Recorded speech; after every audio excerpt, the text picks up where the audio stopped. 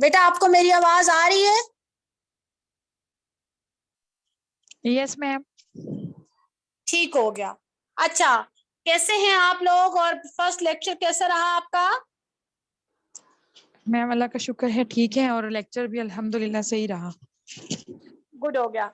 चले, आज जो है हम लोग रिसर्च मेथोडोलॉजी से स्टार्ट करेंगे और रिसर्च मेथोडोलॉजी में आप लोग जो है keep it in your mind कि ये बहुत इंपॉर्टेंट है according to examination point of view आपका ये subject.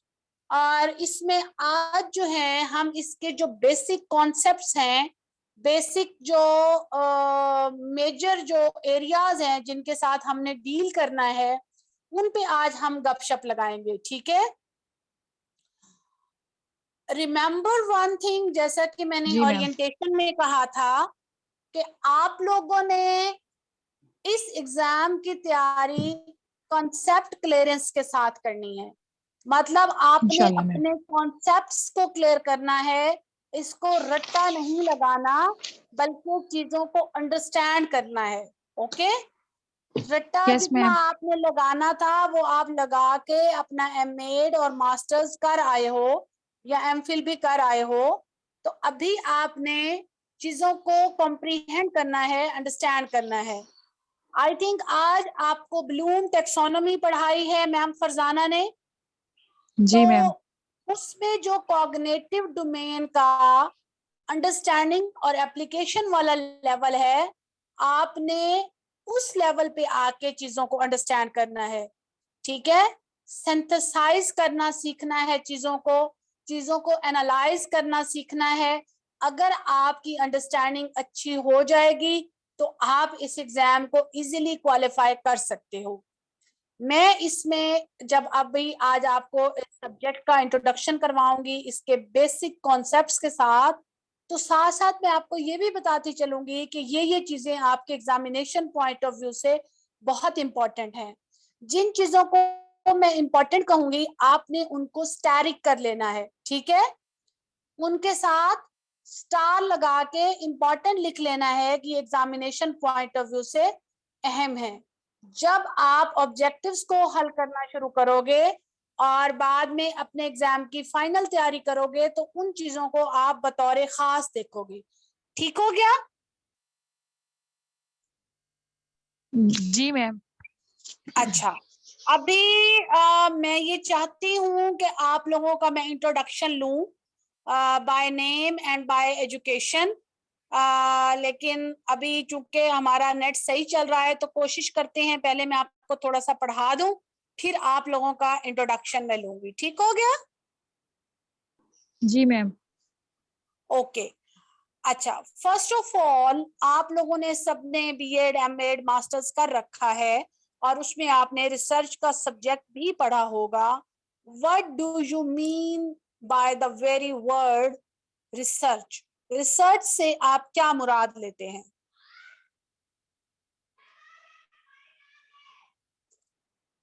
What is research?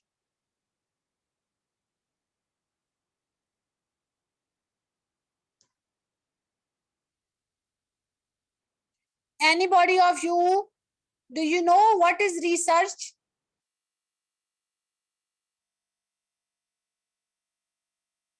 And why we do research? Are you listening to me? Yes ma'am. Research means to travel through of survey. To travel through of survey? Survey. Yes ma'am. अच्छा, आप 1 घंटे बाद आए। Ma'am research जो है ना वो solving everyday problems के लिए भी रिसर्च की जाती है। एंड अच्छा, आप एक बच्ची कह रही है कि research is travelling through survey, दूसरी बच्ची कह रही है कि research is a problem solving process. Is it? Yes ma'am ma'am. Yes ma'am. Research जो है वो सिस्टमैटिक इन्वेस्टिगेशन है to solve the problem. To solve the problem to solve the problem systematic है। चलें जी, एक और हमारा पॉइंट ऐड हो गया। एक बच्ची ने कहा सर्वे का तरीका है, दूसरी ने कहा कि मसले के हल के लिए हम रिसर्च करते हैं, तीसरे ने कहा कि सिस्टमैटिक वे में हम रिसर्च करते हैं। जी, और कोई बच्चा बोलेगा व्हाट इज रिसर्च?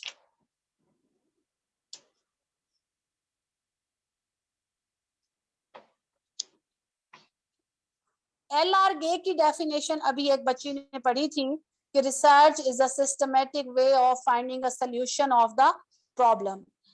रिसर्च को इंटेलिजेंट एक्टिविटी भी कहा जाता है, रिसर्च को एक मेजरेबल एक्टिविटी भी कहा जाता है, रिसर्च को एक इंटेलिजेंट एक्टिविटी भी कहा जाता है, रिसर्च को एक planned systematic process oriented activity भी कहा जाता है। सो रिसर्च के बारे में बहुत सारी डेफिनेशंस हैं। आपको कुछ definitions according to examination point of view हम प्रोवाइड करेंगे नोट्स के अंदर, तो आपने उन्हें ये देख लेना है कि LR-GAY क्या कहता है और फलाना एजुकेशनिस्ट क्या कहता है, ताकि आपको अगर पेपर में रिसर्च की कोई डेफिनेशन दे के ये पूछा जाए कि ये किसने कहा था तो आपको मालूम हो। ठीक हो गया? अच्छा, रिसर्च जो है, रिसर्च मतलब दोबारा से ढूंढना। सर्च का मतलब होता है ढूंढना और दोबारा से ढूंढना, मतलब दुनिया में वो जो भी फैक्ट्स एंड फिनोमिनास को हम स्टडी करते हैं रिसर्च के अंदर, या जो भी प्रॉब्लम्स को हम स्टडी करते हैं, ये वो प्रॉब्लम्स होते हैं या वो फैक्ट्स एंड फिनोमिनास होते हैं जिन्हें पहले से स्टडी किया जा चुका है। ठीक हो गया? मतलब ये नहीं है कि हम उस पर कोई पहली दफा रिसर्च कर रहे हैं, बल्कि आपको मालूम होना चाहिए कि रिसर्च की हिस्ट्री इतनी ही पुरानी है जितनी के इंसानियत की अपनी हिस्ट्री। ठीक हो गया? जितना ह्यूमैनिटी की हिस्ट्री ओल्ड है, इतनी ही रिसर्च की। जब से इंसान मार्ज़े वजूद में आया और इंसान ने इस दुनिया में इल्म हासिल करना शुरू किया, तो उसने चीजों को सर्च करना शुरू किया और फिर सर्च शुदा चीजों को रिसर्च करना शुरू किया। जब हम एजुकेशनल रिसर्च की बात करते हैं, अगर हम सिर्फ रिसर्च की बात करें, जनरल रिसर्च की बात करें, तो दुनिया में कोई भी फील्ड ऐसी नहीं है जिसमें रिसर्च ना हो रही हो। आप एग्रीकल्चर की फील्ड ले लें, आप मेडिकल की फील्ड ले लें, आप कोई भी फील्ड ले लें, सनत, ज़राअत, मादनियात, आप जो भी फील्ड ले लें वहां पर रिसर्च हो रही है। लेकिन जब हम एजुकेशनल रिसर्च की बात करते हैं तो we talk about particularly about educational problems, educational facts and figures, educational phenomenas. ठीक है? जो तालीम के अंदर क्या क्या चीजें हैं जी? स्टूडेंट्स हैं, लर्नर्स हैं, टीचर्स हैं, एडमिनिस्ट्रेटर्स हैं, करिकुलम है, टीचिंग मेथोडोलॉजी है, टीचिंग असेसमेंट्स हैं, टीचिंग साइकोलॉजीज हैं, टीचिंग फिलोसफीज हैं। जो भी चीजें एजुकेशनल प्रोसेस के अंदर आती हैं और उसके दौरान हमें जो जो प्रॉब्लम्स आते हैं, उन तमाम प्रॉब्लम्स को स्टडी करने का नाम एजुकेशनल रिसर्च है। अच्छा जी, एक वर्ड होता है, अब ये आप लिखना शुरू कर देंगे, एजुकेशनल टॉपिक, रिसर्च टॉपिक, और एक होता है research problem. Do you know the difference between research problem and research topic? Anybody of you know the difference between research problem and research topic?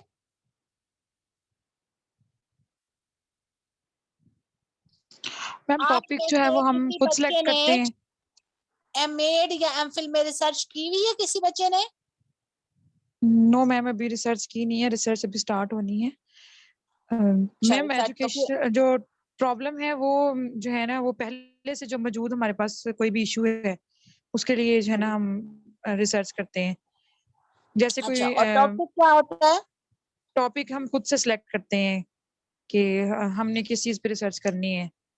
तो जैसे अब जो है कोविड आया था, तो कोविड पे जो रिसर्च हुई थी वो प्रॉब्लम था कोविड। और जो उसके बाद जो है इसकी वजह से, कोविड की वजह से जो इश्यूज आए हैं, कि स्टडी इश्यूज आए हैं, एजुकेशनल प्रॉब्लम्स आए हैं, वो जो लोगों ने उस पर सर्च किया वो टॉपिक्स है। बेटा आप इसको मिक्सअप कर रही हो। रिसर्च टॉपिक जो है ये एक जनरल डायमेंशन है किसी भी चीज की, किसी भी सब्जेक्ट की। जैसे अगर हम ओवरऑल कोविड की बात करेंगे तो वो रिसर्च टॉपिक होगा, और उसकी सब डायमेंशंस के, उसके हेल्थ पर क्या असरात हुए, उसके एजुकेशन पे क्या असरात हुए, उसके सोशियोलॉजी पर क्या असरात हुए, मैट्रिक के बच्चों पर उसके क्या असरात हुए, उसकी स्पेसिफिकेशंस को देखना इज अ रिसर्च प्रॉब्लम। ठीक है, टॉपिक जो है it is a general thing. Yes ma'am, ठीक है, यस मैम, एंड प्रॉब्लम मैं इज उलट अ, कर दिया मैंने। जी, yes ma'am. Problem is a specific thing. ठीक है, सो अब आपने रिसर्च टॉपिक जो था उसको लिया, फिर उसमें से अपना रिसर्च प्रॉब्लम जो था वो आपने फाइंड आउट किया। अब रिसर्च, जैसा कि एक बच्ची ने कहा था कि it is a systematic process. ये क्या है? सिस्टमैटिक प्रोसेस है। तो इसमें आज हम कुछ कॉन्सेप्ट्स को क्लियर करेंगे। ये कॉन्सेप्ट्स आप पहले लिख लीजिए, फिर मैं आपको वन बाय वन इसको एलेबोरेट करती जाती हूँ। नंबर 1 है जनाब research topic and research problem, then research objectives versus research questions, research population, population के आगे आप लिखेंगे, रिसर्च पॉपुलेशन के आप लिखेंगे idealistic research, idealistic population and realistic population,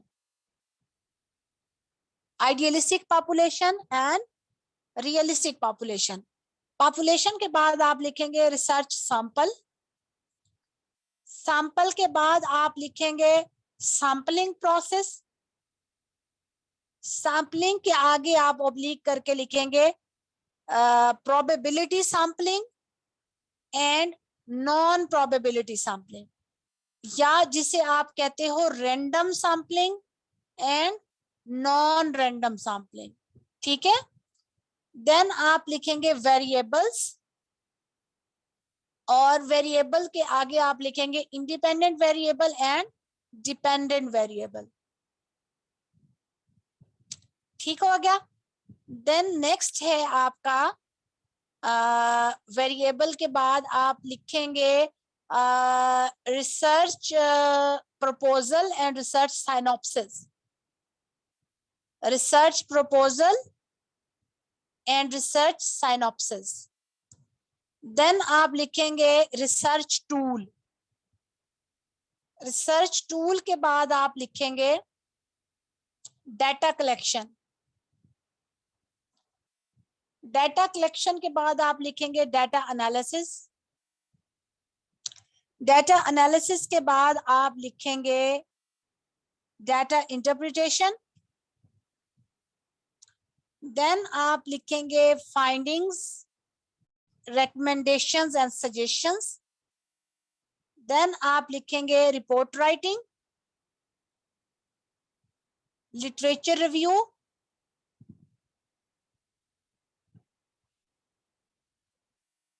जी ये आपने सारे टॉपिक्स लिख लिए। अभी जो आपको मैंने एक और कॉन्सेप्ट सॉरी लिखे, लिमिटेशंस एंड डीलिमिटेशंस।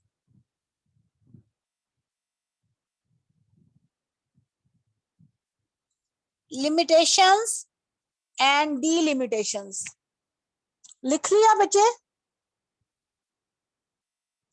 लिख लिया आप लोगों ने? Yes ma'am. मैम लिखिए, बस थोड़ा स्लो स्लो लिखवाया करें। अच्छा, कोई मिस तो नहीं हो गया आपका? नहीं मैम, ऑलमोस्ट हो गया है। Finding ma'am suggestion, ma'am suggestion से पहले क्या बोला था मैं? Reporting, report writing, ma'am finding suggestion, एक और इसके साथ आपने एक वर्ड बोला था रिकमेंडेशन। रिकमेंडेशन। ओके, ठीक हो गया। अच्छा, आज मैं आपको वो वाले कॉन्सेप्ट्स हैं वो क्लियर करूंगी जो अगले आपके 2-3 दिन में आपके काम आएंगे जब हम रिसर्च के फर्दर टॉपिक्स को स्टडी करेंगे। ठीक हो गया। तो हाँ जी, स्टार्ट हमने कहाँ से लिया था? रिसर्च प्रॉब्लम और रिसर्च टॉपिक को डिस्कस करने के बाद मैंने फर्दर आपके साथ क्या लिखवाया है, अब आप बोलेंगे।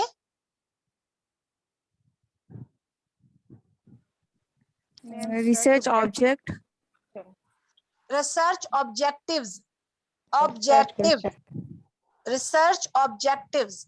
अच्छा जी, ऑब्जेक्टिव का मतलब क्या होता है? लाइफ में आप सब ने बहुत सारे ऑब्जेक्टिव्स बनाए होंगे, गोल्स बनाए होंगे, एम्स बनाए होंगे, तो ऑब्जेक्टिव क्या होते हैं? What do you mean by objective? मकासिद, शाबाश।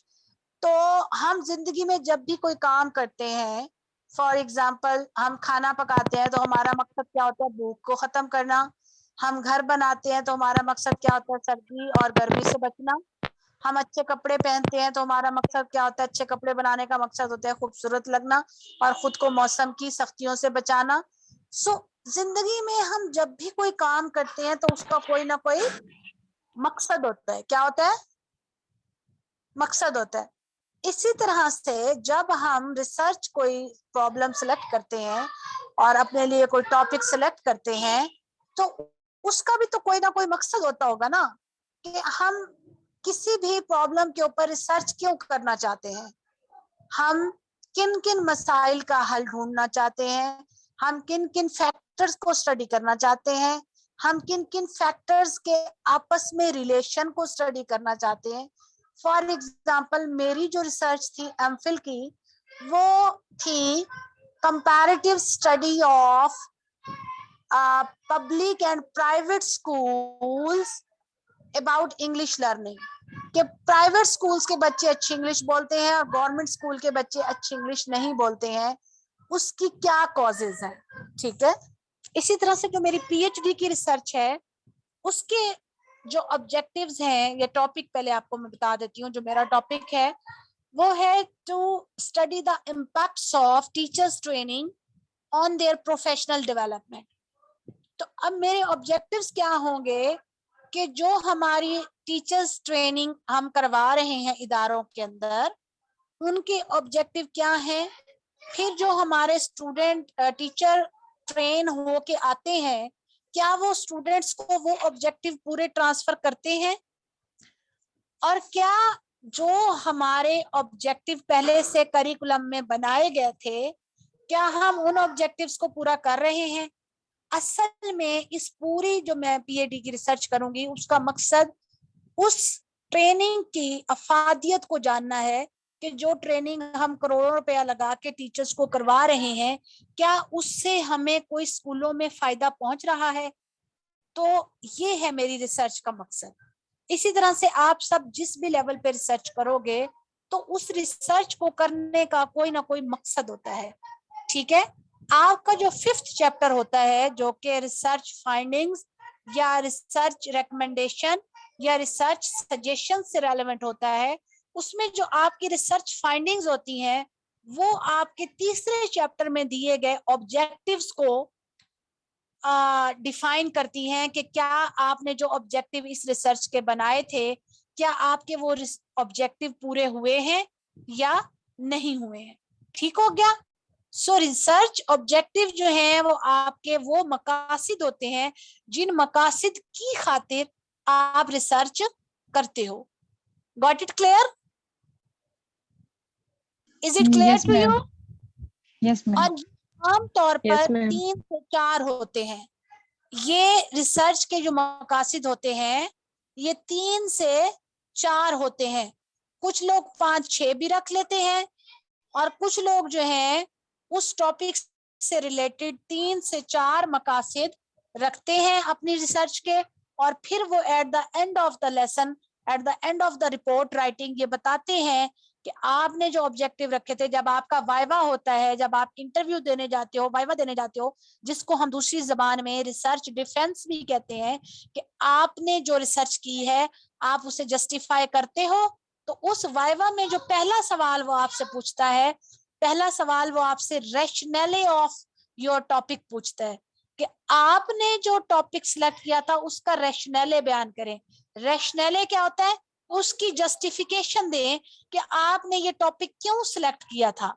इस क्यों का मतलब होता है, दूसरे लफ्जों में ये भी आप लिख लीजिए, सिग्निफिकेंस ऑफ द रिसर्च या सिग्निफिकेंस ऑफ द टॉपिक, कि आपने कोई भी टॉपिक क्यों सिलेक्ट किया।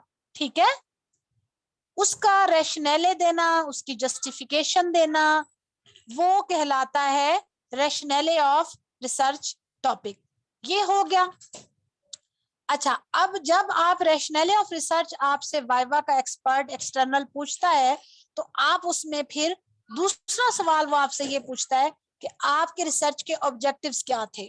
वो आपकी फिंगर टिप्स पे होने चाहिए कि जी मेरे ये मकासद थे। फिर वो आपसे पूछता है कि आपकी कौन सी फाइंडिंग आपके रिसर्च ऑब्जेक्टिव नंबर 1 को पूरा कर रही है, आपकी कौन सी फाइंडिंग, आपका कौन सा रिजल्ट, अभी हम इस पे फाइंडिंग पे भी बात करेंगे कि फाइंडिंग क्या होती है, आपकी कौन सी फाइंडिंग जो है आपके दूसरे ऑब्जेक्टिव को पूरा कर रही है, आपकी कौन सी फाइंडिंग जो है वो आपके तीसरे ऑब्जेक्टिव को पूरा कर रही है। ठीक हो गया जनाब। अच्छा, एक और कॉन्सेप्ट में लिखवाना भूल गई आपको, that is research hypothesis. Research hypothesis, HYPO, hypothesis, THESIS, thesis, hypothesis.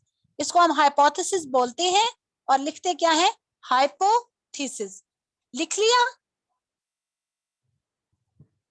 Yes ma'am. Yes, ma'am. अच्छा, अब हमने रिसर्च ऑब्जेक्टिव बना लिए और इसके साथ ही हमने एक हाइपोथेसिस भी बनाना होता है। हाइपोथेसिस आमतौर पर हम क्वांटिटेटिव रिसर्च में बनाते हैं। अब हाइपोथेसिस किस बला का नाम है देख लेते हैं। हाइपो, HYPO, हाइपो को अलग लिखें और थीसिस, THESIS, थीसिस को अलग लिखें।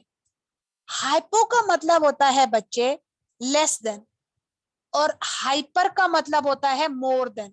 जैसे हम कहते हैं ना ये बच्चा बड़ा हाइपर है, इसकी जो शुगर है वो हाइपोग्लाइको है, इसकी शुगर हाइपरग्लाइक।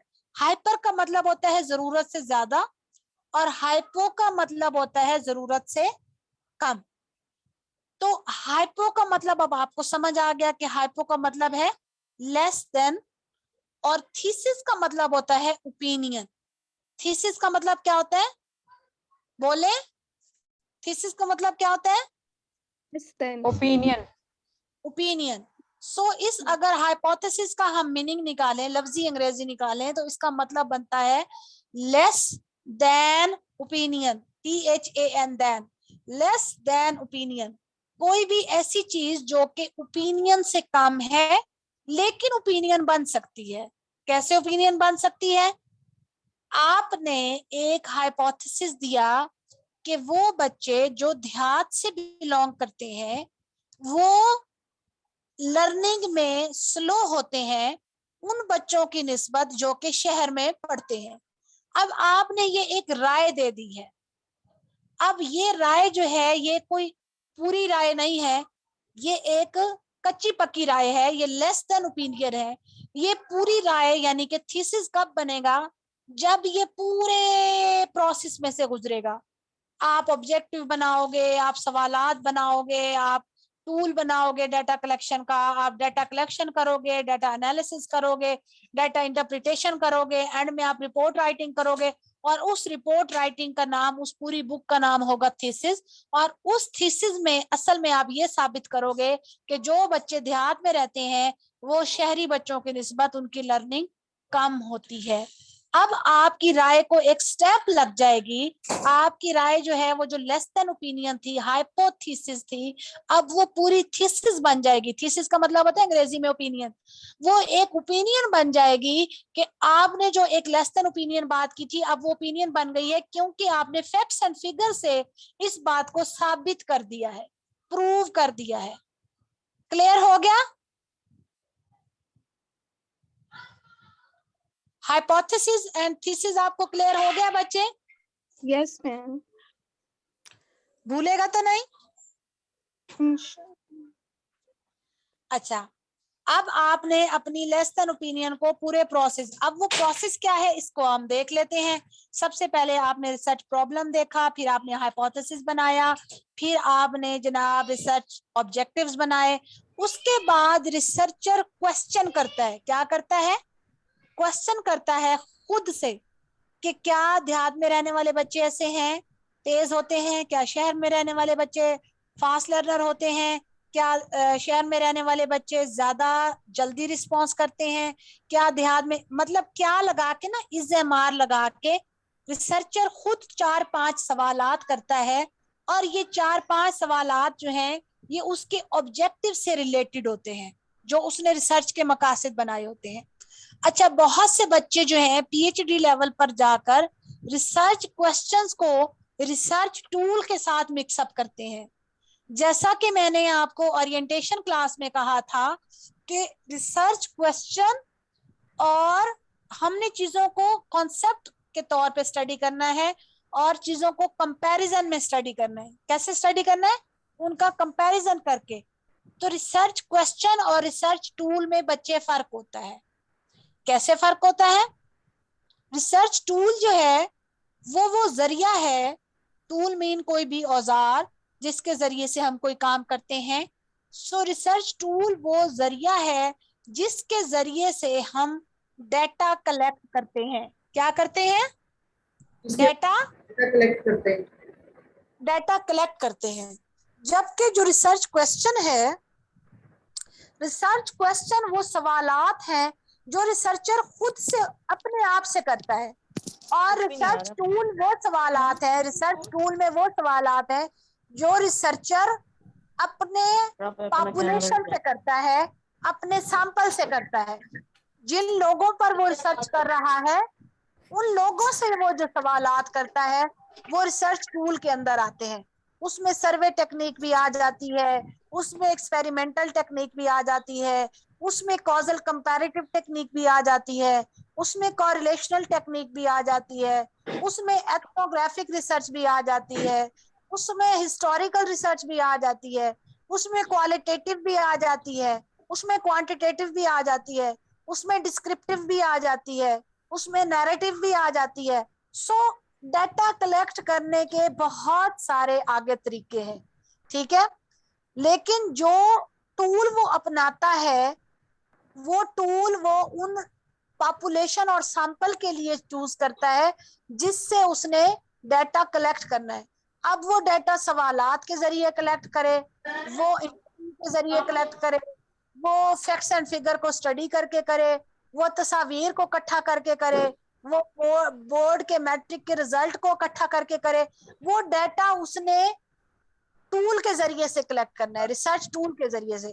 जबकि जो रिसर्च क्वेश्चन है ये वो सवालात हैं जो कि मकसद से रेलेवेंट होते हैं, रिसर्च ऑब्जेक्टिव से, और ये सवालात रिसर्चर खुद से करता है। किससे करता है?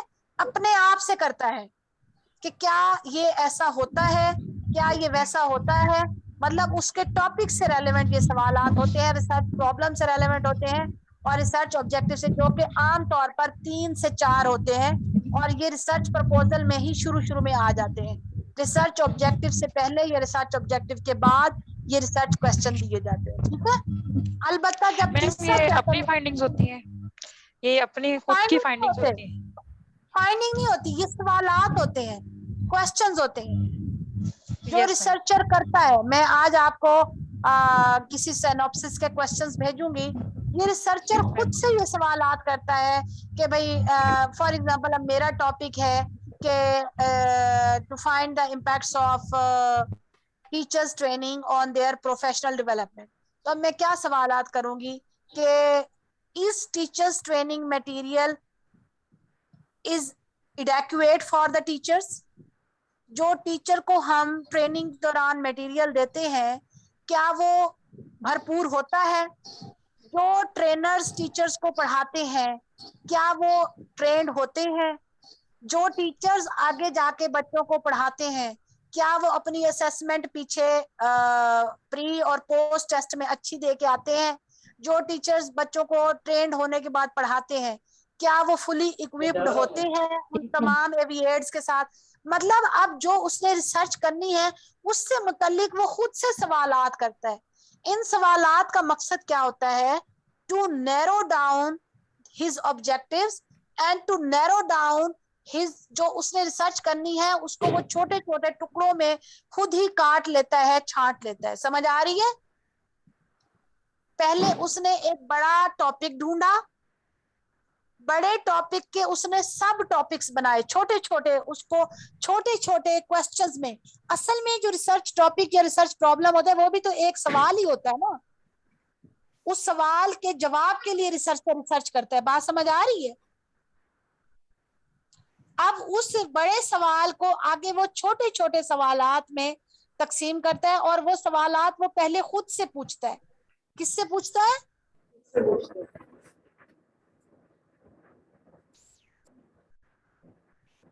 खुद से पूछता है मैम।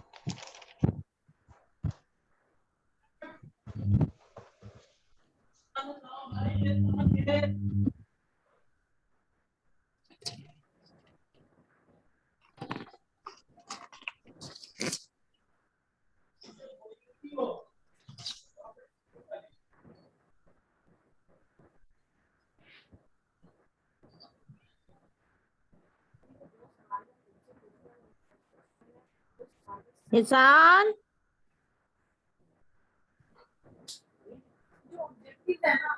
एक्चुअली वो ही होते हैं, सच क्वेश्चन होते हैं।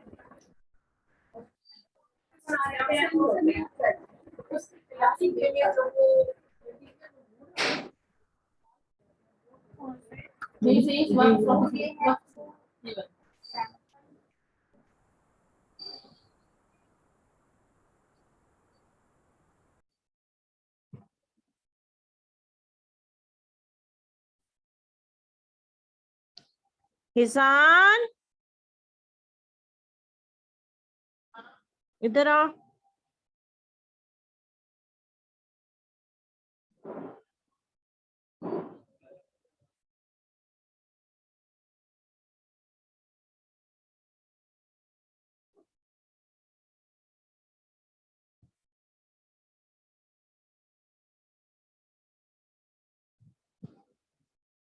आवाज आ ही नहीं रही। आवाज आ रही है? अब आ रही है। अच्छा, तो हम कहाँ पर पहुंचे थे? Research questions and research objectives. जी, अब हम आ जाते हैं रिसर्च टूल के ऊपर। अच्छा, ये टूल क्या होता है? टूल जो है, जिस टाइप की हम रिसर्च कर रहे हैं, सिलेक्ट कर रहे हैं, या जिस टाइप की हम सैम्पलिंग सिलेक्ट कर रहे हैं, उसके मुताबिक हम रिसर्च टूल सिलेक्ट करते हैं। जैसे अभी एक बच्ची ने कहा था रिसर्च इज अ सर्वे, तो सर्वे भी हमारा एक टूल है। सर्वे में क्या होता है? हम क्वेश्चनएयर बनाते हैं, और उस क्वेश्चनएयर में कोई 60 स्टेटमेंट्स होती हैं। कितनी स्टेटमेंट्स होती हैं? 60, 70, 80, 40, जिस टाइप की रिसर्च होगी। अगर वो बीएड लेवल की रिसर्च है तो 40 स्टेटमेंट्स होंगी, अगर वो एमए लेवल की रिसर्च है तो 60 स्टेटमेंट होंगी, अगर वो एमफिल लेवल की रिसर्च है तो 60 प्लस स्टेटमेंट्स होंगी। उन स्टेटमेंट्स वो दरअसल स्टेटमेंट्स नहीं होती, वो एक ऐसे बयानात होते हैं जिसको रिसर्च जो जवाब देने वाला है, जिसे हम रिस्पोंडेंट कहते हैं, उसने उसको एग्री करना होता है, डिसएग्री करना होता है, या फिर बाज़ोकात हम 5 पॉइंट लिकर्ट स्केल बनाते हैं। 5 पॉइंट लिकर्ट स्केल क्या होता है? उसमें हम कहते हैं agree, highly agree, less agree, oftenly, always, sometimes, इस तरह की हम स्टेटमेंट्स देते हैं। 5 हम उसके ऊपर 5 हम कैटेगरीज बना देते हैं। For example sometimes, always, ऑफनली, never, इस तरह से। अच्छा, अब हम उनके पीछे अपना एक एक नंबर अटैच कर लेते हैं। जैसे ऑलवेज को हम देते हैं 5 नंबर, समटाइम्स को हम देते हैं 4 नंबर, नेवर को हम देते हैं 1 नंबर, ऑफनली को हम देते हैं 2 नंबर। और वो फिर जब हम आगे डाटा कलेक्शन के बाद डाटा एनालिसिस करते हैं, तो ये वाले नंबर फिर हमें हेल्प आउट करते हैं क्वांटिटेटिव रिसर्च के अंदर। ठीक है, अब रिसर्च टूल हम पढ़ रहे हैं कि रिसर्च टूल क्या होता है। Research tool is a way, is a mean to collect a data. Simple एक लाइन में इसकी डेफिनेशन ये है कि ये वो जरिया है जिसके जरिए से हम डाटा कलेक्ट करते हैं। अब डाटा क्या है? डाटा की डेफिनेशन हम देख लेते हैं, ये भी पेपर में अक्सर पूछी जाती है। Data is a combination of raw facts and figures. Data is a combination of raw facts and figure that have not gone through any statistical procedure. Data क्या है? एक ऐसी चीज है जो कि कॉम्बिनेशन है फैक्ट्स एंड फिगर्स का, जो कि अभी किसी भी स्टैटिस्टिकल प्रोसीजर से नहीं गुजरा है। अगर वो स्टैटिस्टिकल प्रोसीजर से गुजरेगा तो वो क्वांटिटेटिव डाटा होगा। अगर वो स्टैटिस्टिकल फिगर से नहीं गुजरेगा, उस पर हम कोई मीन, मीडियन, मॉड, कोई स्टैटिस्टिक्स और मैथमेटिक्स नहीं लगाएंगे, तो फिर वो क्या होगा? क्वालिटेटिव डाटा होगा। अभी हम क्वांटिटेटिव और क्वालिटेटिव डाटा को भी डिफाइन कर देते हैं। क्वांटिटेटिव डाटा वो होता है जिसमें नंबर्स और न्यूमेरिक्स इन्वॉल्व होते हैं। क्वांटिटेटिव डाटा वो होता है जिसमें क्वांटिफिकेशन होती है। क्वांटिटेटिव डाटा वो होता है जिसमें मेजरमेंट होती है, जिसे हम नापते हैं। किसके जरिए? नंबर्स के जरिए। 1 2 3 60%, 40%, 30%, जिसके ऊपर हम फैक्ट्स एंड फिगर्स को स्टैटिस्टिकल प्रोसीजर लगाते हैं, तो वो क्वांटिटेटिव डाटा होता है। और क्वालिटेटिव डाटा वो होता है जैसे हमने हिस्ट्री की कोई बुक पढ़ ली, उसमें से हमने रेफरेंसेस ले लिए, हमने कुछ तस्वीरें डाल दी, हमने कोई बोर्ड की कोई एक्सप्लेनेशंस डाल दी, हमने कोई अखबारी तराशे लगा दिए, और उसके ऊपर हमने अपना पर्सनल एनालिसिस दे दिया कि जी इन फैक्ट्स और इन फिगर्स की मौजूदगी में हम ये कह सकते हैं कि अलीगढ़ मूवमेंट जो थी उसने पाकिस्तान के लिए बनने में बड़ा किरदार अदा किया। फॉर एग्जांपल, अगर हम अलीगढ़ मूवमेंट के इफेक्ट्स पढ़ रहे हैं, हम उस पर स्टडी कर रहे हैं हिस्टोरिकल रिसर्च के अंदर, तो हम इसमें हिस्ट्री की बुक्स को पढ़ लेंगे, लिटरेचर की बुक्स को पढ़ लेंगे, और फिर हम अपना एनालिसिस देके अपना थीसिस लिख देंगे। तो ये हो गया qualitative data. On the other hand, अगर हम ये कहते हैं कि जी बोर्ड के रिजल्ट जो है साइंस के अंदर या फिजिक्स या बायो या केमिस्ट्री के अंदर पिछले 5 सालों से अच्छे नहीं आ रहे, तो उसके ऊपर जब हम रिसर्च करेंगे तो हम स्टूडेंट्स के जो है वो सर्वे करेंगे, टीचर्स का सर्वे करेंगे, फिर हम रिजल्ट्स को उठा के देखेंगे, और फिर हम एंड में हम मीन, मीडियन, मॉड लगाएंगे, स्टैंडर्ड डेविएशन लगाएंगे, हम स्टैटिस्टिक्स को इस्तेमाल करेंगे, और हम क्वांटिटेटिव डाटा के जरिए ये बताएंगे कि जी इन वजूहात की वजह से हमारा फिजिक्स, बायो, केमिस्ट्री के रिजल्ट अच्छे नहीं आ रहे। Difference between quantitative data and qualitative data. Are you clear? Qualitative ma'am please repeat करते हैं। क्वालिटेटिव को दोबारा डिफाइन कर दूं? यस देखो, आपने टाइटैनिक मूवी का नाम सुना हुआ है? यस तो टाइटैनिक Yes, जब ma'am. जहाज दरियाफ्त हुआ, उसके अंदर से तस्वीरें मिली और हमें डिफरेंट, हमने उसके बारे में पढ़ा, तो फिर हमने टाइटैनिक मूवी बनाई। ठीक है, अब वो जो टाइटैनिक मूवी के बारे जी। में आप मूवी देखोगे, आप उसके बारे में बुक्स में पढ़ोगे, आप उस रेलिक्स को देखोगे, तो आप उसके ऊपर अपनी एक रिसर्च लिखोगे कि जी ऐसे ऐसे एक जहाज था जो कि इन वजूहात की वजह से डूबा, क्योंकि रेलिक्स ये बताते हैं, रेलिक्स मीन बची खुची चीजें, कि वो जहाज जो था वो लीक हो गया था, और ये और वो जो कुछ आपने पढ़ा, देखा, सुना, उसकी रोशनी में जो आप बयान दोगे वो क्वालिटेटिव होगा। क्वालिटेटिव मीन जिसमें आपकी जाती पसंद और नापसंद शामिल हो सके। क्वालिटी मीन जिसमें आपकी अपनी पसंद और नापसंद शामिल हो सके। और क्वांटिटी मीन जिसमें आप अपनी जाती पसंद और नापसंद शामिल ना कर सको। इसकी मिसाल मैं आपको ऐसे दूंगी, आपसे कहा जाता है कि जी वो लड़की बहुत खूबसूरत है। अब खूबसूरती क्या है? क्वालिटी है। ठीक है, खूबसूरती क्या है? क्वालिटी है। इसी तरह से आप कहोगे कि वो लड़की 5.4 उसकी हाइट है, 40 kg उसका वेट है, इतनी उसकी विड्थ है। ये जब आप फैक्ट्स एंड फिगर्स न्यूमेरिक्स में दोगे तो वो क्वांटिटी बन जाएगी। उसी बात को आप खूबसूरती में बयान करोगे, अल्फाज के जरिए बयान करोगे, अल्फाज के जरिए, तो वो क्वालिटी बन जाएगी। वो चीजें जिसमें हम अल्फाज का सहारा लेते हैं वो क्वालिटेटिव रिसर्च होती है, और वो चीजें जिसमें हम नंबर्स और मैथमेटिक्स का सहारा लेते हैं वो क्वांटिटेटिव रिसर्च होती है। Got it? Yes ma'am. आगे मैं thank आपको you. क्वालिटेटिव, जी बच्चे, मैम फर्दर समझ आ गई है, thank you.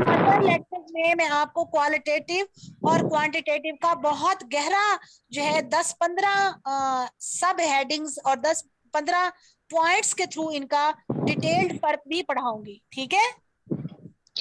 मैम ये जो आपने मैम ये जो क्वालिटेटिव जो रिसर्च आपने कहा कि इसमें अपनी जाती पसंद हो सकती है, तो इसमें सब्जेक्टिविटी आ जाएगी?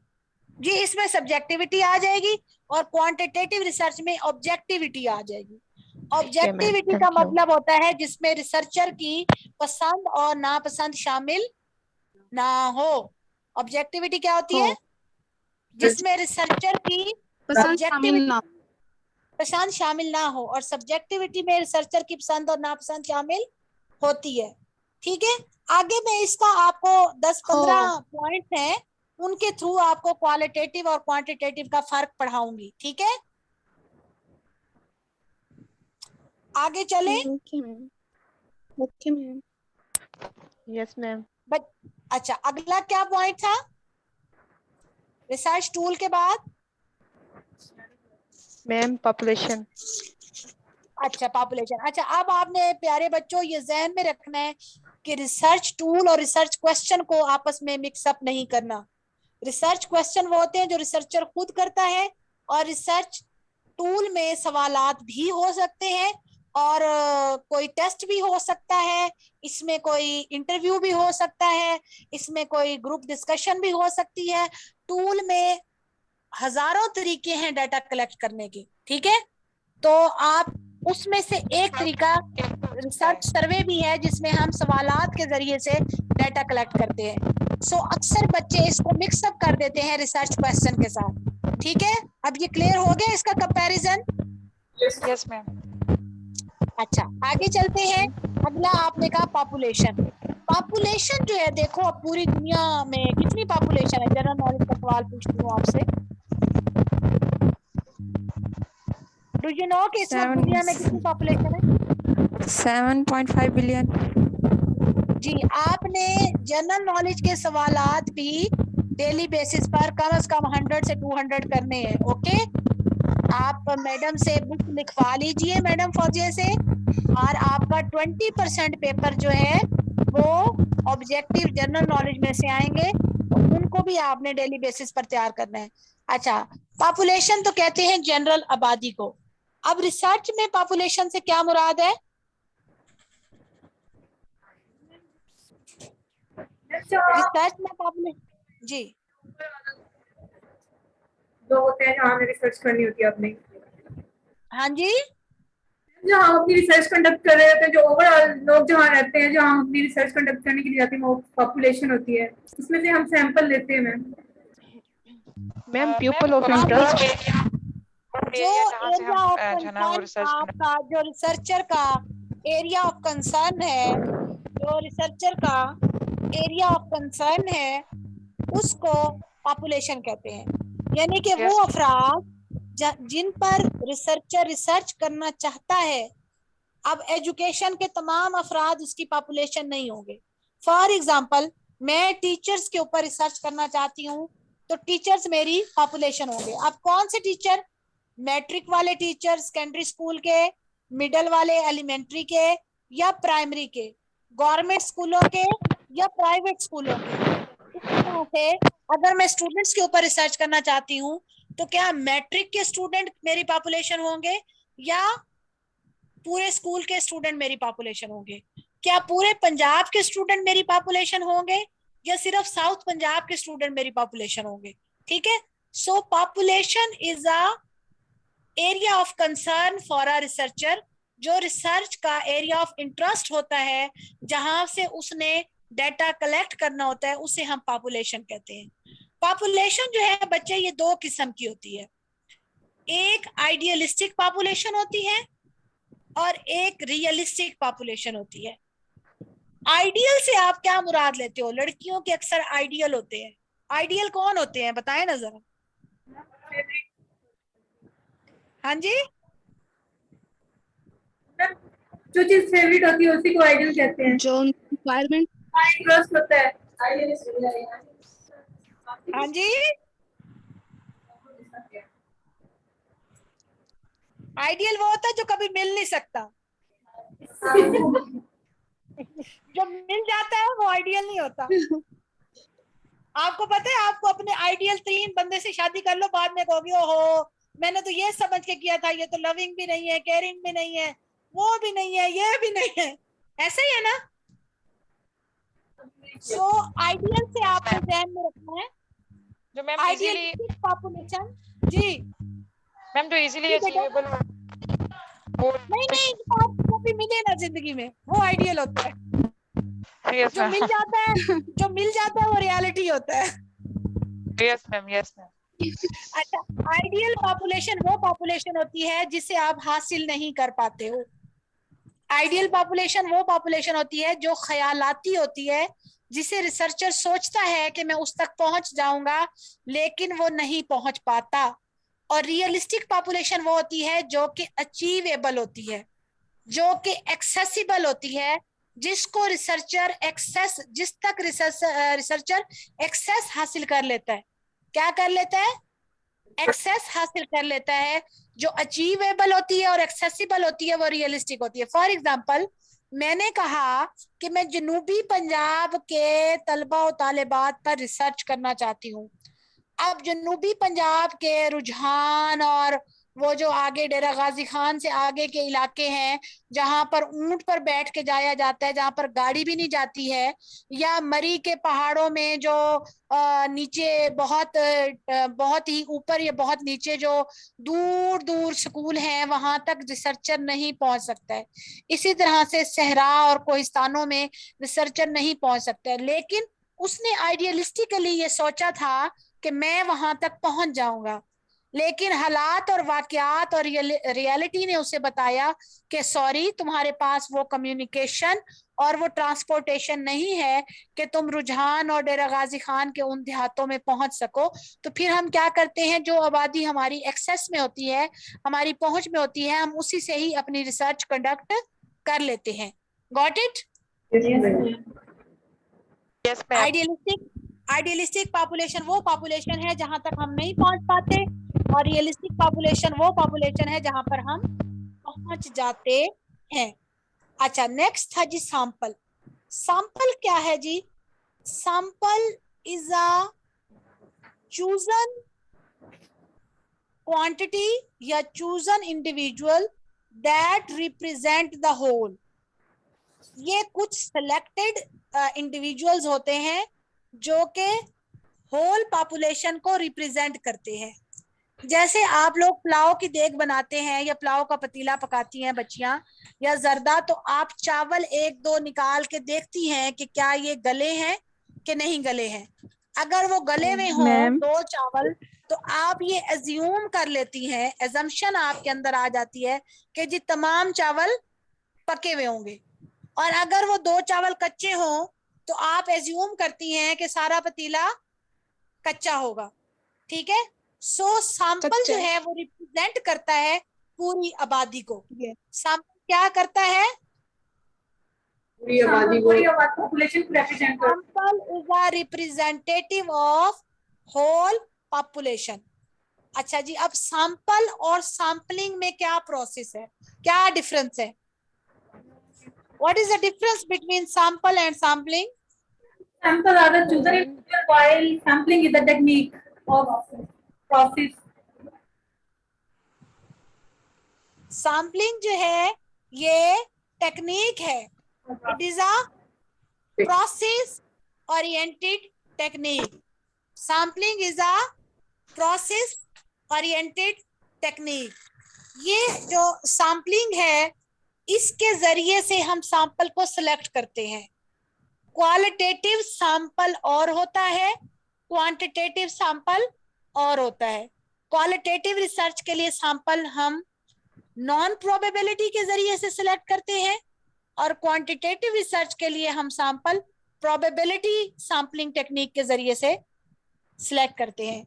मेजर जो टाइप्स हैं सैंपलिंग की, वो 2 टाइप्स हैं। कौन कौन सी टाइप्स हैं? सैंपलिंग की 2 टाइप्स हैं, प्रोबेबिलिटी सैंपलिंग या रैंडम सैंपलिंग। प्रोबेबिलिटी सैंपलिंग को हम रैंडम सैंपलिंग भी कहते हैं, और नॉन प्रोबेबिलिटी सैंपलिंग को हम नॉन रैंडम सैंपलिंग कहते हैं। अब प्रोबेबिलिटी सैंपलिंग की मैं बात करूंगी probability या random sampling is a sampling in which every individual has an equal chance to be selected. Probability sampling is a sampling in which every individual has an equal chance to be selected. इसमें हर फर्द के पास equal chance होता है कि वो select हो सके, ठीक है, क्योंकि इसमें हम एक systematic random table of random number use करते हैं। ये कल के लेक्चर में मैं आपको बताऊंगी कि what do we mean by TRN, table of random numbers. Table of random numbers के जरिए हर फर्द को ये चांस मिलता है कि वो सिलेक्ट हो सके, ठीक हो गया। और जो नॉन प्रोबेबिलिटी सैम्पलिंग होती है, जिसे हम नॉन रैंडम सैम्पलिंग भी कहते हैं, इसमें रिसर्चर की पसंद और नापसंद शामिल होती है, यानी कि सब्जेक्टिविटी होती है। और इसमें रिसर्चर जो है अपनी तासुब से, अपनी जाती पसंद और नापसंद से अपने सैंपल को सिलेक्ट करता है, ठीक है। जैसे स्नोबॉल सैम्पलिंग हो गई, कन्वीनियंस सैम्पलिंग हो गई, कोटा सैम्पलिंग हो गई, ठीक हो गया। और इसी तरह से जो क्लस्टर सैम्पलिंग है और रैंडम सैम्पलिंग है और ये वाली जो सैम्पलिंग है, इसमें हर इंडिविजुअल को इक्वल चांस होता है to be selected. Got it? Got it? Yes ma'am, yes ma'am. Ma'am अच्छा, आपने अभी नेक्स्ट हमारा एग्जांपल टॉपिक क्या था? Ma'am next ma'am topic can I क्या था स्पीक? बच्चे? जी बेटा स्पीक। मैम आपने अभी एग्जांपल्स दी थी, ये स्नोबॉल सैम्पलिंग, कोटा सैम्पलिंग, ये नॉन प्रोबेबिलिटी सैम्पलिंग है। इसके अलावा आपने प्रोबेबिलिटी सैम्पलिंग की कौन कौन सी एग्जांपल दिए हैं? क्लस्टर और दूसरी स्ट्रेटिफाइड सैम्पलिंग, सिस्टमैटिक सैम्पलिंग, ये मैं अलग से पढ़ाऊंगी। सैम्पलिंग पे चलिए पूरा ठीक है। हमारा एक लेक्चर होगा जी। और इसको और नोट डाउन कर लीजिए कि sampling is a very important according to examination point of view. Rather अभी जो मैंने आपको 10 पॉइंट्स लिखवाए हैं ना, 10-12 पॉइंट्स, ये आपके 10-12 MCQs हैं जो कि आपके पेपर में पूछे जाने हैं। It is an open guess, ठीक है। आपको एक क्वेश्चन सैम्पलिंग से रेलेवेंट आएगा, एक हाइपोथेसिस से रेलेवेंट आएगा, एक क्वालिटेटिव और क्वांटिटेटिव रिसर्च से रेलेवेंट आएगा, एक आपको जो है वो वेरिएबल से रेलेवेंट आएगा, एक आपको डाटा कलेक्शन से रेलेवेंट आएगा, ठीक है। तो जो आपके मेन टॉपिक्स हैं जिनके गिर्द हमने इन 3-4 दिनों में घूमना है, वो टॉपिक्स आज मैं आपको वो कॉन्सेप्ट क्लियर कर रही हूँ। Got it? फर्दर में इनकी टाइप्स जो है वो आपको कल से डिटेल्ड लेक्चर में पढ़ाऊंगी। Got it? Yes ma'am. Okay, तो नेक्स्ट हमारा टॉपिक क्या था? सैम्पलिंग के बाद वेरिएबल्स। वेरी। अच्छा, वेरी के साथ लिखें VARY, वेरी, और गैप दे के लिखे एबल। वेरी का मतलब अंग्रेजी में क्या होता है जी? चेंज। वेरी का मतलब होता है चेंज होना। तो ऐसी चीज को चेंज हो भी सकती हो, जा भी सकती है। चीज जो कि कोई ऐसा फैक्टर जो चेंज हो भी सकता हो और चेंज ला भी सकता। वो वाली आई थिंक। इसकी जो मेजर टाइप्स हैं वो इंडिपेंडेंट वेरिएबल और डिपेंडेंट वेरिएबल है। फर्दर इसकी टाइप्स हम पढ़ेंगे इंशाल्लाह ताला। वेरिएबल पर भी हमारा पूरा एक डिटेल्ड लेक्चर होगा। आज मैं आपको इसका सिर्फ कॉन्सेप्ट क्लियर कर रही हूँ कि रिसर्च के अंदर जब क्वांटिटेटिव रिसर्च करता है रिसर्चर, जैसा कि एक्सपेरिमेंटल रिसर्च हो गई, कॉजल कंपैरेटिव रिसर्च हो गई, कोरिलेशनल रिसर्च हो गई, तो ऐसी रिसर्चर्स के अंदर आमतौर पर 2 वेरिएबल बहुत अहम होते हैं। Number 1 independent variable, number 2 dependent variable. Independent variable जो होता है ये असर अंदाज होने वाला होता है। इसको हम आमतौर पर कॉजल वेरिएबल भी कहते हैं। क्या कहते हैं? कॉजल, CAUSAL, कॉज, कॉज से आप लिखेंगे कॉजल वेरिएबल। क्या कहते हैं? Causal variable. Causal variable. और जो डिपेंडेंट वेरिएबल है वो होता है जो कि असर कुनंदा होता है, जो कि कॉज का इफेक्ट, जो कि कॉज का असर लेने वाला होता है, उसे हम कहते हैं इफेक्टेड वेरिएबल या डिपेंडेंट वेरिएबल। इसकी मैं आपको मिसाल दूंगी। To study the effects of PhD teachers on the mathematic learning of students. Students की जो मैथमेटिक्स की लर्निंग है वो डिपेंडेंट वेरिएबल है, और जो PhD टीचर्स हैं वो क्या है? इंडिपेंडेंट वेरिएबल है। इसी तरह से क्लास की जो एनवायरनमेंट है वो इंडिपेंडेंट वेरिएबल है, और जो स्टूडेंट के उसकी लर्निंग पर असरात हैं वो डिपेंडेंट वेरिएबल है।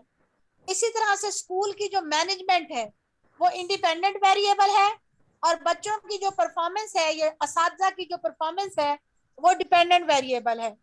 इसी तरह से आपका जो करिकुलम है वो इंडिपेंडेंट वेरिएबल है, और जो उसकी रिजल्ट्स हैं वो डिपेंडेंट वेरिएबल है। इसी तरह से जो टीचर की मेथडोलॉजी है, पढ़ाने का तरीका है, वो इंडिपेंडेंट वेरिएबल है, और जो बच्चों की परफॉर्मेंस है वो डिपेंडेंट वेरिएबल है। जो टीचर की एजुकेशन है वो इंडिपेंडेंट वेरिएबल है, और जो टीचर की परफॉर्मेंस है वो डिपेंडेंट वेरिएबल है। Got it? फर्क समझ आया है इंडिपेंडेंट और डिपेंडेंट वेरिएबल का? Yes ma'am. अच्छा, अगला टॉपिक क्या था? Research proposal. मैम वेरिएबल को दोबारा डिफाइन करते हैं। बेटा, variable is a phenomena that can be changed and that can bring change, जो खुद भी चेंज हो सके और चेंज ला भी सके। फॉर एग्जाम्पल, जो यंग टीचर्स होते हैं उनकी परफॉर्मेंस बूढ़े टीचर्स की निस्बत ज्यादा अच्छी होती है। जो यंग टीचर्स होते हैं उनकी परफॉर्मेंस बूढ़े टीचर्स की निस्बत ज्यादा होती है। परफॉर्मेंस क्या? उनकी टीचिंग एबिलिटीज। तो यंग टीचर्स जो हैं या बूढ़े टीचर्स जो हैं ये इंडिपेंडेंट वेरिएबल है, और उनकी जो परफॉर्मेंस है वो डिपेंडेंट वेरिएबल है। उस्ताद जो है वो इंडिपेंडेंट वेरिएबल है, और जो तलबा की लर्निंग है वो डिपेंडेंट वेरिएबल है। Got it? Yes ma'am. ठीक है। जैसे हम फसल में बीज डालते हैं तो बीज क्या है? इंडिपेंडेंट वेरिएबल है, और उस फसल का उगना क्या है? Dependent variable. हम कहते हैं कि जैसा बीज होगा वैसी फसल होगी। तो अगर बीज अच्छा होगा तो फसल अच्छी होगी, अगर बीज खराब होगा तो फसल बुरी होगी। सो बीज इज अ इंडिपेंडेंट वेरिएबल, और जो फसल है उसकी क्रॉप्स है वो क्या है? डिपेंडेंट वेरिएबल है। Got it? Yes ma'am. Question है जी बेटा। क्वेश्चन आया हुआ पेपर में, उन्होंने ना उसमें ये पूछा हुआ था कि एक जो है वो पौधा है उसको ना एक साल्ट डाला, और एक पानी है, पानी में हमने साल्ट ऐड किया और उसको हमने एक पौधे को लगाया। तो अब उसने कहा कि जो पौधा है वो ग्रो कर रहा है, तो इसमें डिपेंडेंट वेरिएबल क्या है? पानी और साल्ट। ग्रोथ जो है वो डिपेंडेंट वेरिएबल है। अच्छा। Growth is a dependent variable, pani and salt are independent variable. ठीक है। Yes ma'am. जो भी चीज किसी भी काम की वजह बनती है, वजह इंडिपेंडेंट होती है, और जो उसके बदले में रिजल्ट आता है वो डिपेंडेंट होता है। Got it? Yes ma'am. अच्छा, आगे चले। वजह डिपेंडेंट। जी बेटा। जी मैम। नेक्स्ट टॉपिक बताएं। Proposal and synopsis. Next topic क्या है? Research proposal. हाँ जी, रिसर्च प्रपोजल। कभी किसी लड़की को किसी लड़के ने प्रपोज किया है? किसी बच्ची को किसी लड़के ने प्रपोज किया है कभी? अच्छा चलो मैं आज तब्दील कर लेती हूँ। कभी आपके पेरेंट्स के घर किसी लड़के का प्रपोजल लाए उसके पेरेंट्स? Yes ma'am. तो क्या उसके पेरेंट्स आके क्या कहते हैं कि हम क्या क्या करेंगे, आप हमें अपनी बच्ची दे दें, हम क्या क्या करेंगे? मैम वो टर्म्स एंड कंडीशंस होती हैं जो फ्यूचर में आपने इम्प्लीमेंट करनी होती है प्रपोजल एक्चुअली। हाँ, प्रपोजल में वो कहते हैं कि जी हम बच्ची को अलहदा घर बना के देंगे, 20 तोले सोना देंगे, बहुत खुश रखेंगे, एक जो है ना वो सास इससे लड़ेगी भी नहीं, घर का काम भी नहीं करवाएंगे, और जो है वो एक प्लॉट भी नाम करवाएंगे, और ब्रांड्स के सूट भी लेके देंगे, है ना। और लड़का कहता है मैं तुम्हारे लिए आसमान से तारे भी तोड़ लाऊंगा, ऐसा है ना। यस। तो प्रपोजल जो होता है ये एक टेंटेटिव प्लान होता है जिसमें रिसर्चर बताता है कि जी मैं ये मेरे मकासिद है, ये मेरा मसला है, ये मेरा हाइपोथेसिस है, ये मेरा इंट्रोडक्शन है। पहले वो अपने मसले का इंट्रोडक्शन करवाता है, फिर वो मसाइल बताता है कि जी ये मेरे क्वेश्चन होंगे, ये मेरे ऑब्जेक्टिव होंगे, फिर वो तरीकाकार बताता है, मेथोडोलॉजी बताता है। जैसे वो लड़के वाले बताते हैं ना कि हम ऐसे शादी करेंगे और इतने मेहमान लेके आएंगे और वलीमा हम इस तरह से करेंगे, बच्ची को हम ऐसे रखेंगे, ये करेंगे। तो प्रपोजल में भी वो बताता है कि मैं जी ऐसे ऐसे काम करूंगा, 1 साल में मेरा काम मुकम्मल हो जाएगा, मेरा लिटरेचर रिव्यू इस तरह का होगा, इतने पेजेस पर होगा, मेरी मेथोडोलॉजी क्वालिटेटिव होगी या क्वांटिटेटिव होगी, मेरा सैंपल जो है वो प्रोबेबिलिटी सैंपल होगा या नॉन प्रोबेबिलिटी सैंपल होगा, मेरी जो डाटा एनालिसिस है वो स्टैटिस्टिकल होगा या नॉन स्टैटिस्टिकल होगा। वो अपना सारा जो, अब जाहिर बात है रिसर्च के लिए कहा जाता है कि रिसर्च करने के लिए आपको सब्र अयूब और कारून का खजाना और उम्र नूह की उम्र चाहिए, अयूब का सब्र चाहिए और कारून का खजाना चाहिए। यानी कि research is such a hectic process, इतना ये मुश्किल काम है कि इसको करने के लिए आपको एक लंबी उम्र, ढेर सारा पैसा और बहुत सारा सब्र चाहिए। तो ये वाला सारा जो प्लान होता है एक थ्योरेटिकल प्लान होता है। क्या होता है? थ्योरेटिकल प्लान होता है जिसमें रिसर्चर अपना ये प्रपोजल देता है कि जी मेरा ये टॉपिक है, ये मेरे ऑब्जेक्टिव है, ये मेरी मेथोडोलॉजी है, ये मेरी पॉपुलेशन है, ये मेरा सैंपल है, मैं डाटा इस तरीके से कलेक्ट करूंगा, डाटा इस तरह से एनालाइज करूंगा और डाटा इस तरह से इंटरप्रेट करूंगा। तो ये सारा कुछ 10-15 सफहात पर लिखकर एक समरी, एक खुलासा, एक एब्स्ट्रैक्ट, एक टेंटेटिव प्लानिंग वो देता है। और फिर बोर्ड ऑफ स्टडीज, जिसे बसर कहते हैं, बोर्ड ऑफ स्टडीज में मीटिंग होती है, रिसर्चर को बुलाया जाता है और उसे कहा जाता है कि अपने प्रपोजल को डिफेंड करो, यानी कि इसका डिफेंस दो कि क्या तुम वाकई ही इस रिसर्च के इस टॉपिक के ऊपर, इस प्रपोजल के ऊपर काम कर सकते हो। फिर वो सवालात करते हैं कि हाँ जी आपकी रिसर्च जो है, आपने कहा है कि क्वांटिटेटिव रिसर्च करोगे, तो आपका जो टॉपिक है इसके लिए तो क्वालिटेटिव तरीका भी चाहिए, इसके लिए तो फला रिसर्च भी चाहिए। तो फिर उसमें कोई चेंजेस करनी हो तो वो कर लेता है। चूंकि मैंने रिसेंटली अपने टॉपिक का डिफेंस दिया है पीएचडी के रिसर्च का, तो प्रपोजल हमने बना के दिया, फिर बोर्ड ऑफ स्टडीज ने हमें बुलाया, उन्होंने कहा जी हाँ जी जस्टिफाई करें, रैशनैले दें। हमने फिर जस्टिफाई किया, फिर उन्होंने उसमें कुछ चेंजेस करवाई, मैंने सिर्फ क्वांटिटेटिव तरीका बताया हुआ था, तो उन्होंने कहा आप इसको मिक्स मेथड के जरिए करेंगी। क्वालिटेटिव और क्वांटिटेटिव दोनों को जब हम मिला के रिसर्च करते हैं तो that is called mix method research. Mix method research के भी फिर आगे 2-3 डिजाइन हैं, एक क्वेन मॉडल है, फिर क्वेल मॉडल है। तो एक में क्वांटिटेटिव तरीका ज्यादा होता है, क्वालिटेटिव कम होता है, एक में क्वालिटेटिव पोर्शन ज्यादा होता है और ये मैं आपको फिर बाद में जब रिसर्च डिजाइन पढ़ाऊंगी तो मैं आपको डिस्कस करूंगी। ठीक हो गया? तो रिसर्च प्रपोजल क्लियर है? Yes ma'am. रिसर्च प्रपोजल को ही रिसर्च साइनॉप्सिस भी कहते हैं। ठीक है? रिसर्च प्रपोजल को ही रिसर्च साइनॉप्सिस भी कहते हैं। ठीक है? अच्छा, एक होता है रिसर्च आर्टिकल, रिसर्च आर्टिकल जो है ये छोटा सा होता है, 2-3 सफ़ात पर मुश्तमिल होता है, और ये इसे हम मिनी रिसर्च भी कहते हैं। एक और रिसर्च होती है सिंडिकेट रिसर्च, उसको भी मिनी रिसर्च कहते हैं। ये फिर मैं आपको बाद में जब रिसर्च के टाइप्स पढ़ाऊंगी तो इंशाल्लाह ताला फिर मैं आपको डिफाइन करूंगी। नेक्स्ट अपना टॉपिक बताइए। रिसर्च टूल प्रपोजल वो हो गया डेटा हाँ जी। कलेक्शन मैम, डेटा हाँ कलेक्शन। जी, हाँ जी, डाटा कलेक्शन जो है ये क्वालिटेटिव भी होती है और क्वांटिटेटिव भी होती है। जिसमें नंबर्स इन्वॉल्व होते हैं वो क्वांटिटेटिव होती है, और जिसमें नंबर्स इन्वॉल्व नहीं होते वो क्वालिटेटिव डाटा कलेक्शन होता है। Data collection is a raw facts and figures that have not gone through any statistical procedure, और इसमें हम जो भी टॉपिक सिलेक्ट करते हैं उससे मुतल्लिक फैक्ट्स एंड फिगर्स सिलेक्ट करते हैं।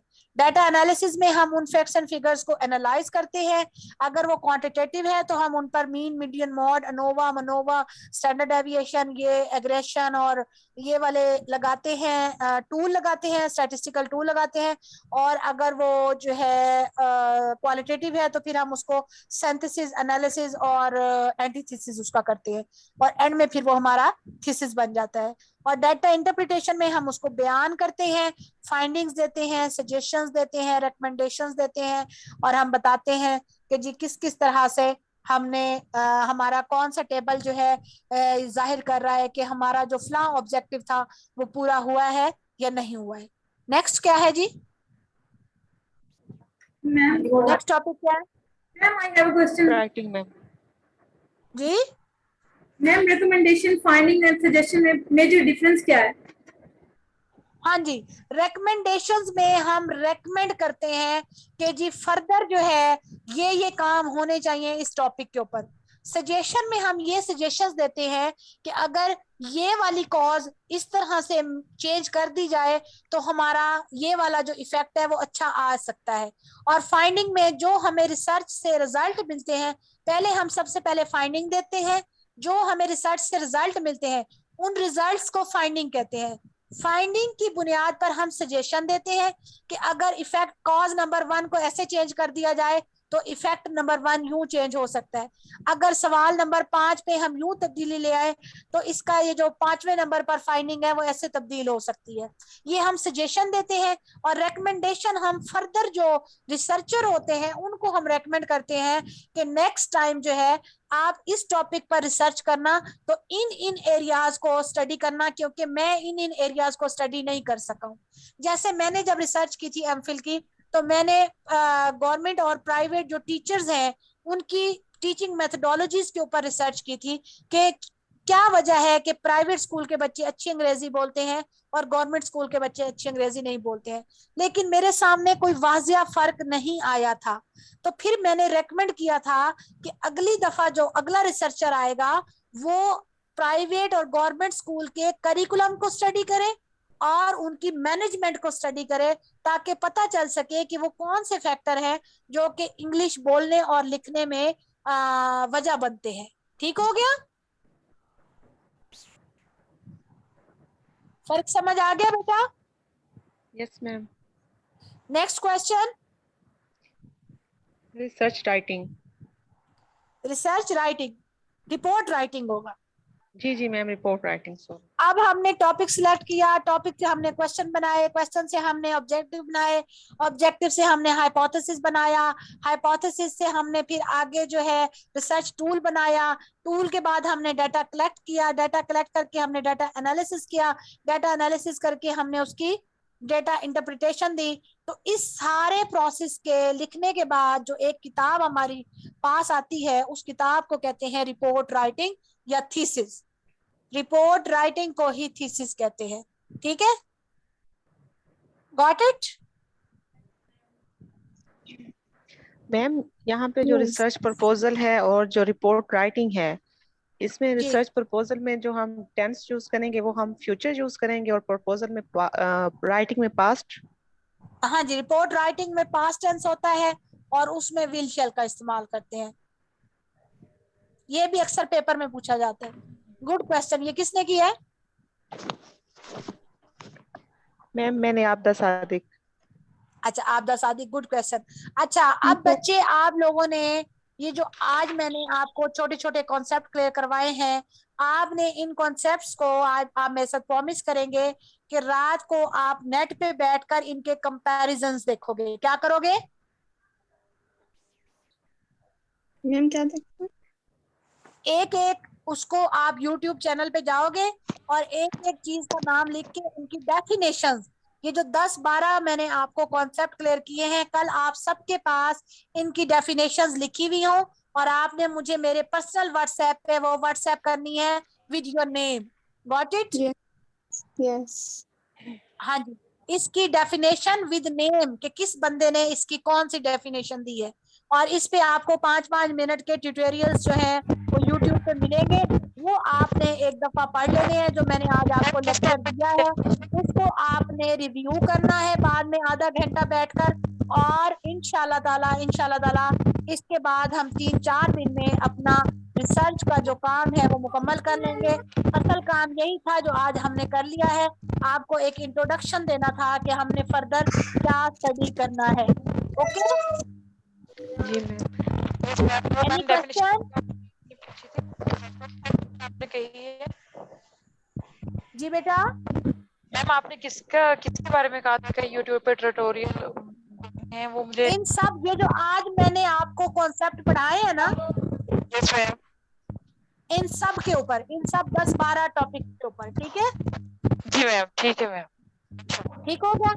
और अगर आप मेरे बताए गए तरीका के मुताबिक डेली काम करोगे तो इंशाल्लाह ताला success would be at your hand. लेकिन अगर आप ये कहोगे कि ये तो बहुत मुश्किल है और मैं नहीं कर सकता हूं, तो फिर आप नहीं कर सकते हो। एक जुमला लिखकर जहां आप पढ़ते हो, जिस रूम में बैठते हो, वहां एक बड़ा बड़ा जुमला लिख के लगा लो कि I can do it, yes ma'am. मैं इसे कर सकती हूँ, और इस फिक्रे को 10 दफा अपने आप को बताया करो कि आई कैन डू इट। जब आप अपने आप को बता लोगी ना, तो फिर आप जमाने को भी बता दोगी कि I can do it, and believe me you can do it. Okay excuse okay ma'am.